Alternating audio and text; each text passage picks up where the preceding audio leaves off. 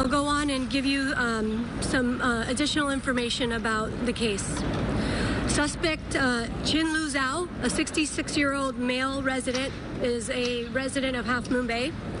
The semi-automatic handgun was legally purchased and owned. The victim at the hospital is out of surgery and stable. Victims were adults and a mixture of Hispanic and Asian descent. 7 males and 1 female. Only known connection between the victims and the suspect is that they may have been co-workers. The coroner's office is still working on identification of the victims and notifications of next of kin. As some of these victims were members of our migrant community, this represents a unique challenge when it comes to notifications and identifications of next of kin. All of the evidence we have points to this being the instance of workplace violence. The Mounted Mushroom Farm, the first location, is where the subject was employed. I'd like to hand it off to now our District Attorney, Steve Wagstaffe. Thank you, Sheriff. Good morning. I'm Steve Wagstaffe. I'm the District Attorney. And the case, my job now is to inform you where the case will go. The Sheriff's Office is submitting the case to us today. We will review it. The arraignment will not be this afternoon, as was first put out. It will be tomorrow afternoon at 1:30 here in this building, courtroom 4A, the custody courtroom. The charges have not yet been determined because until we review all of the information, we will make that decision later today or tomorrow morning. And again, the charges obviously involve the homicides involved, as the sheriff just said.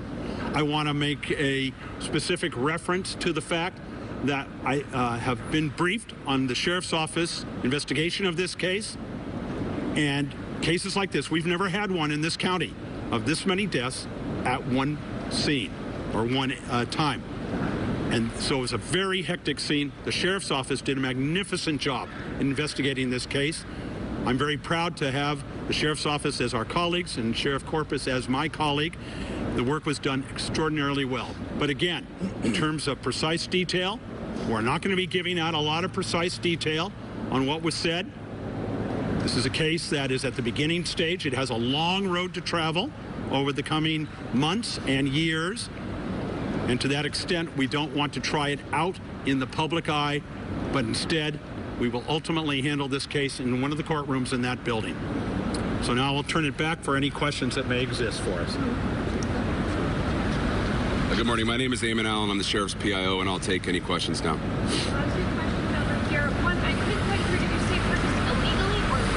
It was a legally purchased firearm and owned. And the second question, do you have evidence that the suspect was targeting specific individuals? We're not releasing that information at this time. What kind of gun? It was a semi-automatic handgun. As far as make and model, we're not releasing that. Can you describe the circumstances under which he was taken into custody? Did he come up and surrender to you? So he did not actively surrender to us. He was located in his vehicle in the parking lot of the Half Moon Bay substation. One of our deputies located the vehicle there and recognized it from the information we had from the scene. At that point, he started giving the subject commands. The subject was still seated in the vehicle. The subject exited the vehicle and was taken into custody without an incident. Did you identify him prior to spotting him to show who you were looking for, or did you just know the vehicle? We did. We had the suspect information as well as suspect vehicle information. So it's our understanding that he's been cooperating with the investigation and giving the information. Can you tell us anything about a motive for this message? All the evidence we have right now points to a workplace violence incident. Workplace violence? Yes. What was the upset about? We're not releasing that information at this time. What else can you tell us about victims? Anything else that we can share about victims? So we're still working on with the coroner's office on notifications of the victims' families. So we're not releasing specific identifying information of the victims.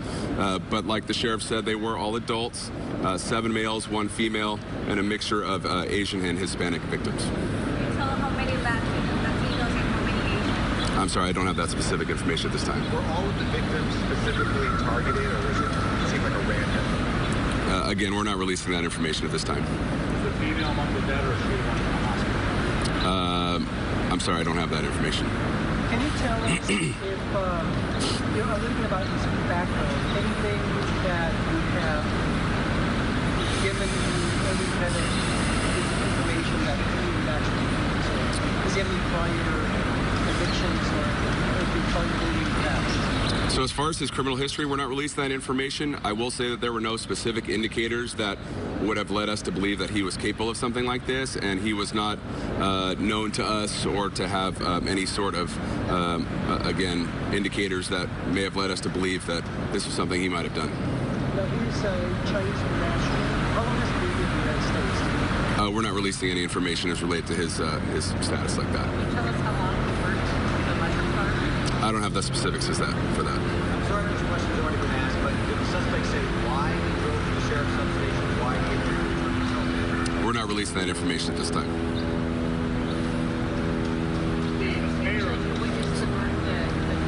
I'm sorry? We don't have any information that they were witnesses to the incident. We know these farms, there's a mixture of folks who work there as well as reside there. And we do know that there were some children in the vicinity, but as far as being specific witnesses to it, we don't have that information. Did the suspect live on the farm as well? I'm sorry, I don't have that information. The mayor of Half Bay said in an interview this morning that a lot of these farm workers experience a lot of stress, anxiety, because of work conditions and living conditions. Do you know what role, if any, that might have played? As far as what led to this specific incident, I don't have any information like that. I will say that the coast has experienced its share of challenges over the last few weeks, specifically as it relates to all the incredible weather we've had. There's been flooding, there's been people out of work. So the coast has certainly had a share of challenges recently, and this just adds to that stress. Have you been able to do a search for this home at all? Have you found any other weapons? I'm sorry, we're not releasing that information right now. So I'll take maybe a couple more questions.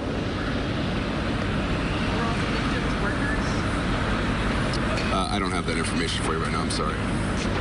Last one? All right. Thank you very much. Sheriff, do you have anything to add?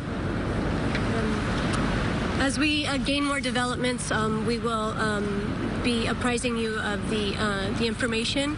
Again, I just wanted to give my condolences to the victims, the families, the coworkers, and the coastal community who is suffering gravely. And we'll be working together as a county to heal. Thank you.